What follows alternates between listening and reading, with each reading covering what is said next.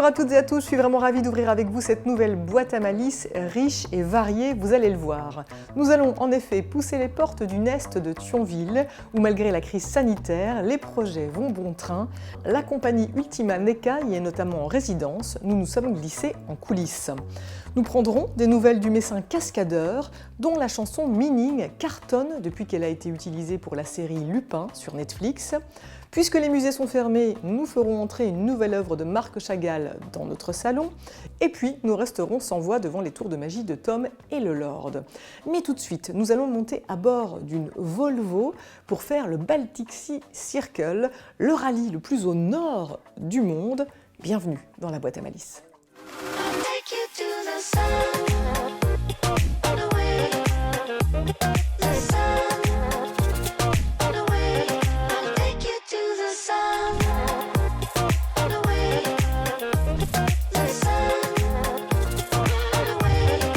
Crazy all night.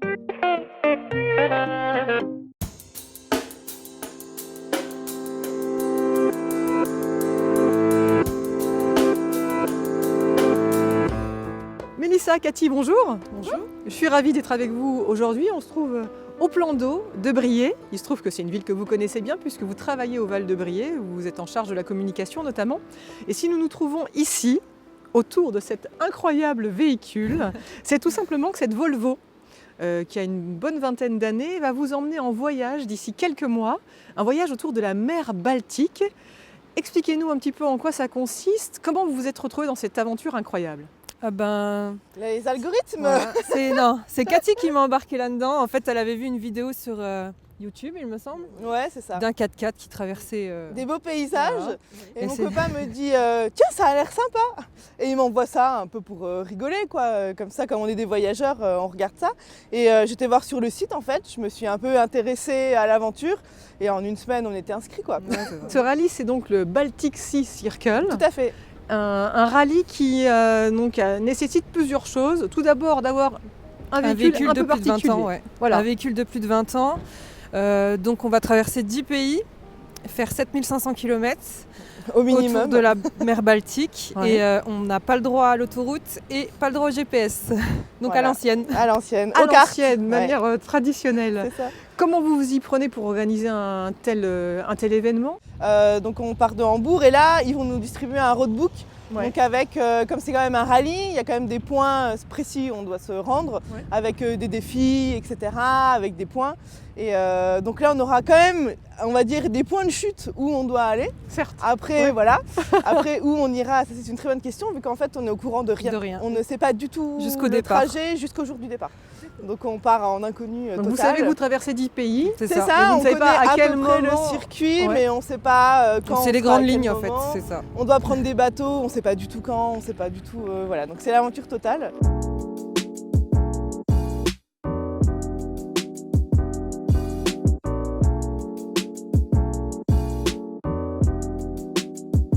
Alors, cette voiture, elle a quand même 20 ans d'âge.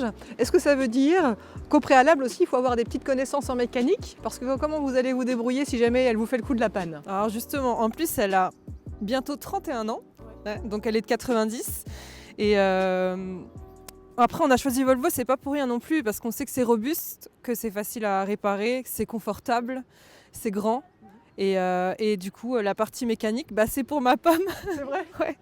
Donc je potasse, j'ai acheté des livres, je suis inscrite sur des groupes Facebook et tout ça, donc je mets les mains dedans, quoi. Et puis l'équipage sera plus nombreux. Je crois que vous êtes 4 à On est partir. Les quatre, ouais. 4 tout à fait. copains. Ouais, c'est ça. à vivre cette quatre aventure. copains. On a un qui est spécifique carte et tout. Cathy, je pense que ça va être les reportages, Ouais, tout ça. Ouais. Parce que tout le long, on va essayer de faire suivre notre parcours via les réseaux sociaux, tout ça. Donc il faut être actif H24. Au jour le jour, comment vous allez vous organiser aussi? Je crois que vous avez prévu de passer pas mal de nuits à la Belle Étoile. C'est prévu. Alors eux nous précisent qu'on fait comme on le souhaite. Ouais. Il n'y a pas de si on veut aller dans des hôtels, chez l'habitant ou quoi, on fait comme on veut. Après c'est des pays qui sont free nature, donc c'est vraiment là où on peut avoir justement les plus beaux paysages, donc on va pas se gêner pour être à la Belle Étoile. Même si au Cap Nord, il risque de faire un peu froid. Mais, Si on est bien équipé. si on est bien équipé, je pense que ça devrait... Il y a des petits bains de minuit prévus, je crois, non? Oui, il y a un bain de minuit prévu au Cap Nord, tout en haut, lors d'une soirée, une soirée viking. En fait, eux là-bas fêtent la mi-juin, la mi-été, et du coup c'est là où il n'y a pas du tout de nuit. Donc il fait pas de nuit, donc du coup ils font la fête toute la nuit, voilà, tout le jour on va dire. Donc là, voilà, il y a des bains de minuit prévus à voir. On va faire un tour? On va faire un tour. Allez, on se met en position.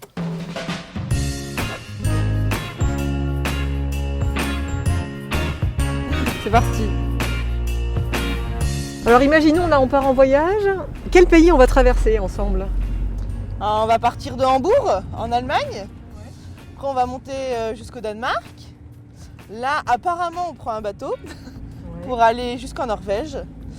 Et on va monter de là tout au nord de la planète, tout en haut au Cap Nord. Le dernier bout avant le Groenland. Et après on va longer la côte. Donc Norvège, Suède, Finlande. Et là on redescend par la Russie. On va jusqu'à Saint-Pétersbourg. Et de là on fait les petits pays Lettonie, Lituanie, Estonie. On revient par la Pologne et on revient en Allemagne. Ça fait 10. On est suivi via une application et on a des défis tous les jours à remplir qui nous donnent des points. Donc, comme par exemple se prendre devant un panneau ou aller checker un point de vue. Et du coup, ça nous fait des points en plus pour l'équipe. Sachant qu'ils nous surveillent, savoir si on ne prend pas les autoroutes, etc. Et on doit faire quand même le chemin le plus court pour arriver au checkpoint d'arrivée, quoi.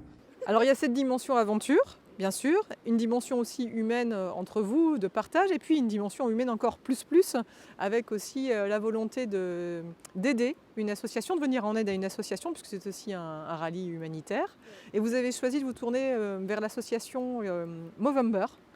Parlez-moi un petit peu de cette association, pourquoi ce choix? C'est sur le même principe qu'Octobre Rose avec le cancer du sein, sauf que ça se passe au mois de novembre. Donc on propose aux messieurs de se laisser pousser la moustache tout le mois de novembre pour récolter des dons et tout ça. Donc c'est une association qui lutte contre le cancer de la prostate et des testicules, mais aussi toutes les maladies liées au masculin, dépression, suicide et tout ça. Voilà. Ouais. Donc vous allez faire le bien en conduisant Oui, cette Volvo. c'est le but. Alors oui, c'est bien, vous allez soutenir cette association, mais pour ça, il faut récolter des fonds. Et c'est là que ça devient très très important. C'est ça. Et que Oui. tous les téléspectateurs de Via Moselle sont concernés.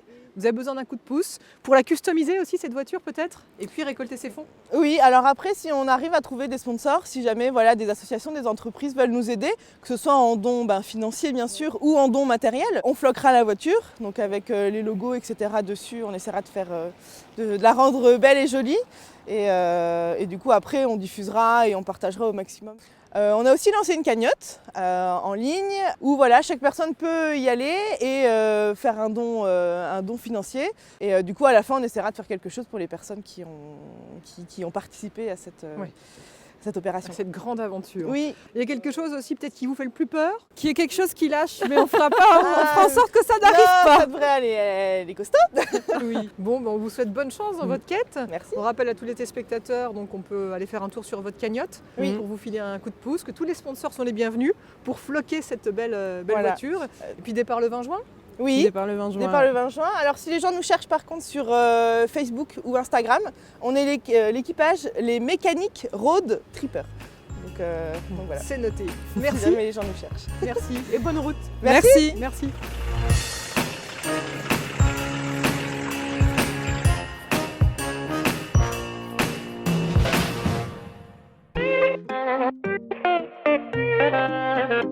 Dans notre boîte à idées aujourd'hui, on retrouve de la musique, car les concerts nous manquent terriblement. Aussi, je vous propose de vous installer confortablement dans votre canapé et de laisser entrer les musiciens dans votre salon, comme le pianiste Geoffroy Couteau, qui s'est produit en novembre dernier sur la scène de l'Arsenal de Metz. Et ce qu'il y a de bien, c'est que son récital a été capté. Vous pouvez le visionner en intégralité sur la chaîne YouTube de la Cité Musicale. Et moi, je vous propose d'en découvrir tout de suite un extrait. Ça fait beaucoup de bien.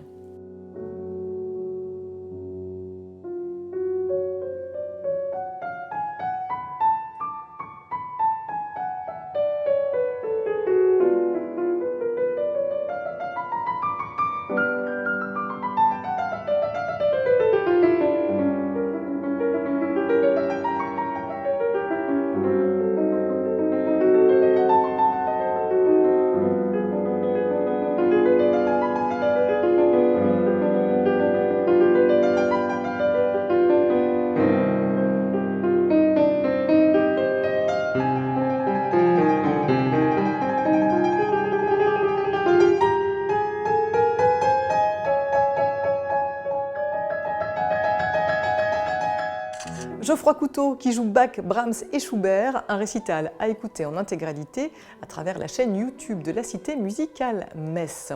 Puisque nous parlons musique, poursuivons avec la pop de notre messin casqué préféré, Cascadeur. Cascadeur qui fait beaucoup parler de lui en ce moment et pour cause, il se trouve qu'une de ses chansons a été retenue pour illustrer la série Lupin sur Netflix. La série cartonne et conséquence, la chanson cartonne elle aussi. Alors comment Cascadeur vit-il ce succès? Anne-Sophie Gross lui a posé la question.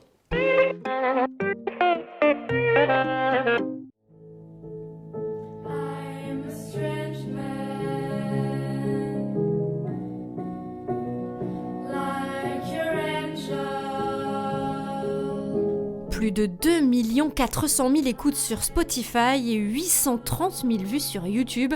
La chanson Meaning de Cascadeur est un énorme succès. Sorti en 2011, le morceau refait pourtant surface ces dernières semaines, car elle figure dans l'avant-dernier épisode de la série Lupin, produite par la plateforme Netflix.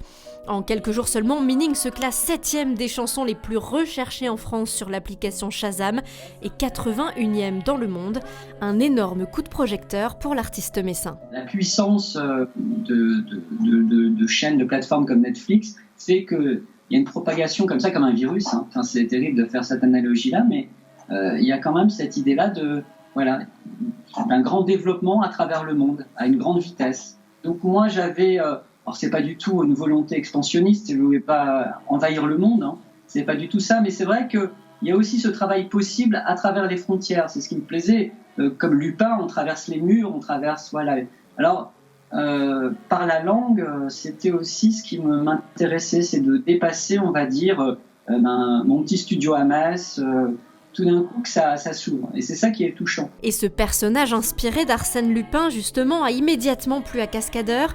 Quand ses éditeurs lui ont proposé le projet, il n'a pas mis longtemps avant d'accepter. J'ai vu le casting et ça me semblait bien. Ensuite, Lupin, c'est un personnage en plus qui avait des résonances forcément avec mon personnage, qui est masqué, qui a un don de la dissimulation, du déguisement. Donc ça me parlait quand même. Et effectivement, après...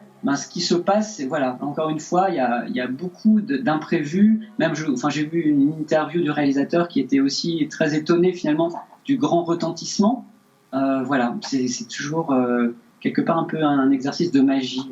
Une magie qui a pu opérer grâce à la puissance du morceau, des émotions qu'il véhicule et de son histoire, puisque cette version chorale est une version alternative du morceau originel, enregistré avec 4 choristes seulement. J'avais un petit enregistreur que j'ai posé sur un piano, on est allé dans une maison que je ne connaissais pas, elles étaient autour de moi, j'ai joué en direct, elles ont chanté sur une prise, en direct, et je suis reparti avec mon petit enregistreur, et quand je suis rentré à la maison, j'ai fait à mon tour...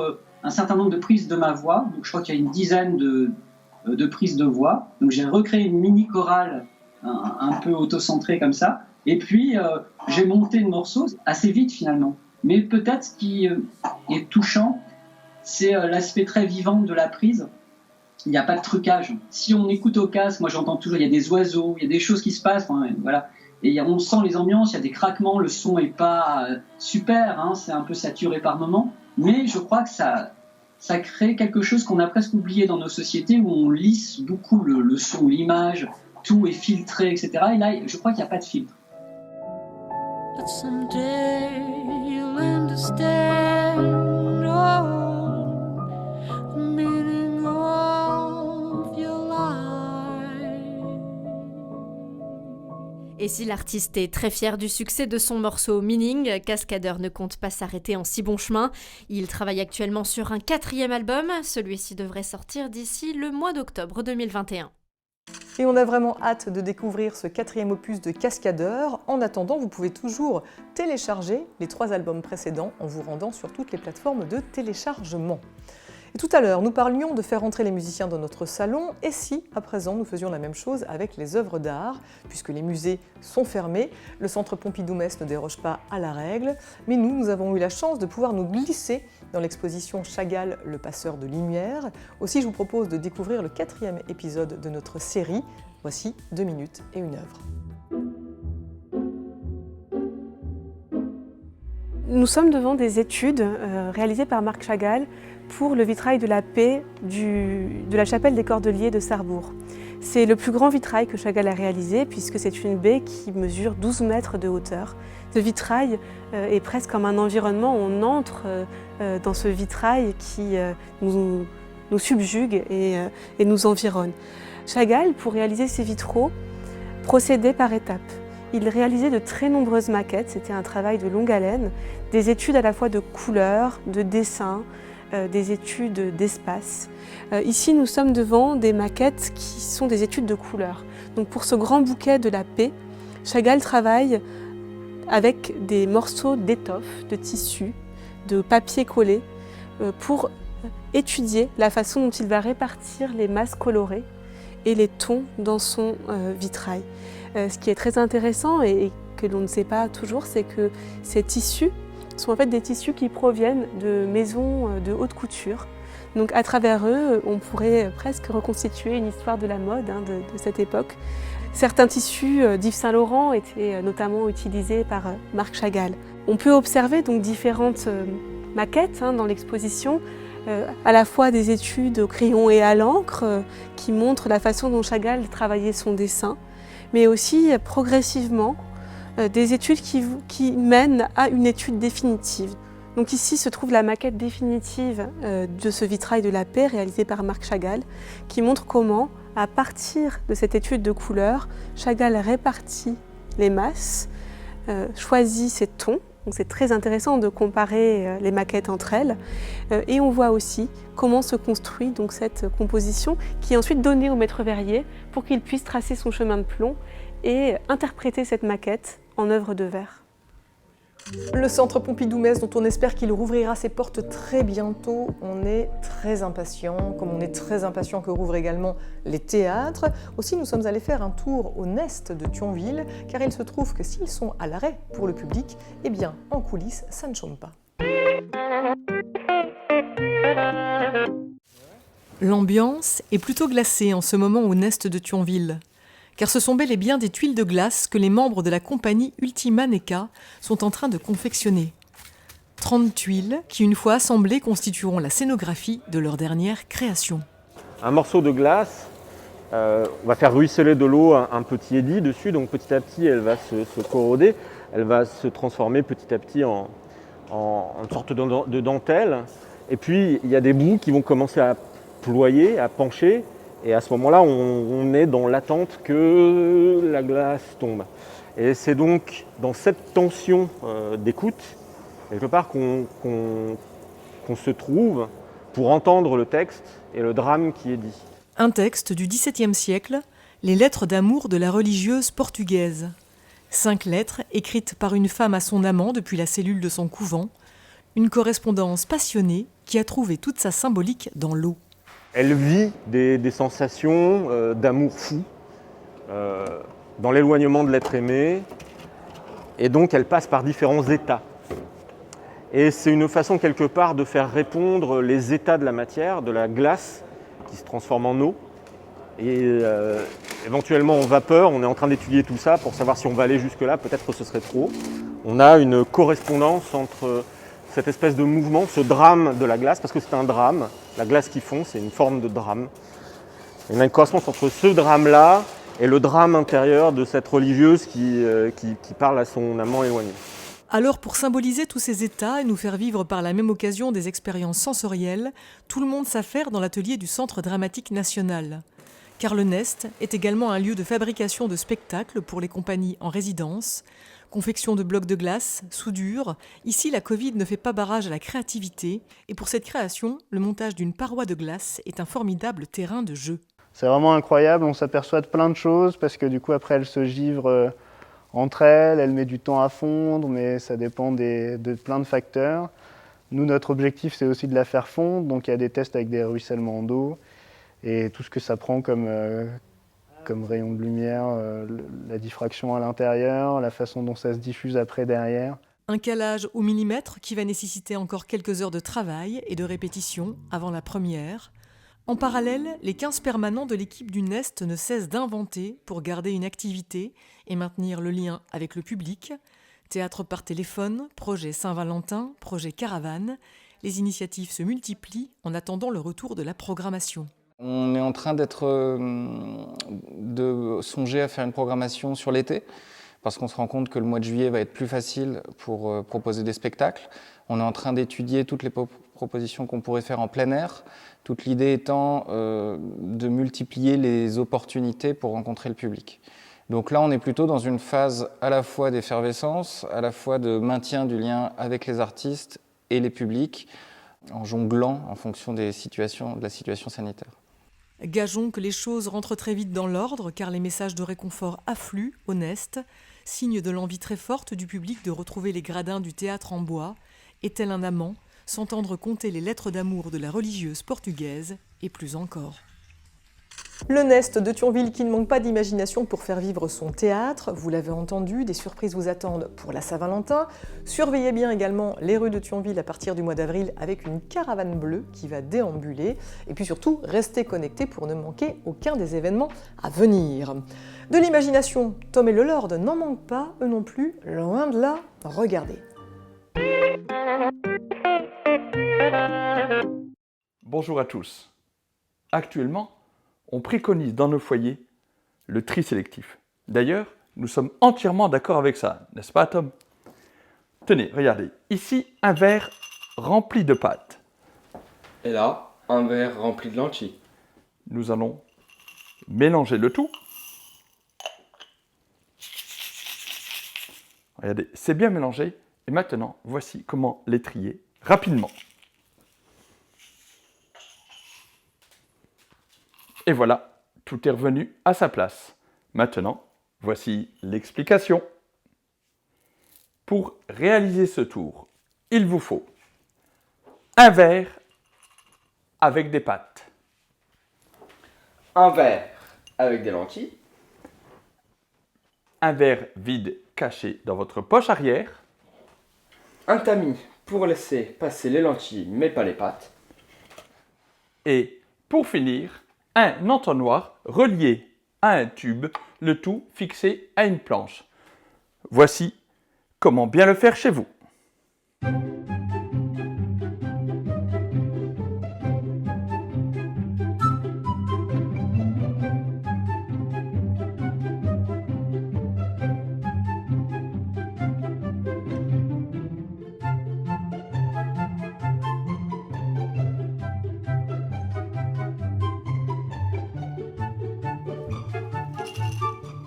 Et maintenant, à vous de jouer! Décidément, il faut être sacrément bricoleur avec Tom et le Lord. Retrouvez-les tous les 15 jours dans la boîte à malice et suivez-les sur Instagram. L'heure est déjà venue de refermer cette boîte en musique, comme toujours, avec aujourd'hui le dernier clip réalisé par le médecin Giovanni Di Legami pour le groupe Worst DNA, un groupe qui va puiser ses influences à la fois dans la pop, le rock alternatif des années 90 ou encore la cold wave. Cela donne des compositions détonnantes et je vous laisse avec ce dernier titre, Midnight. Allez, bye bye.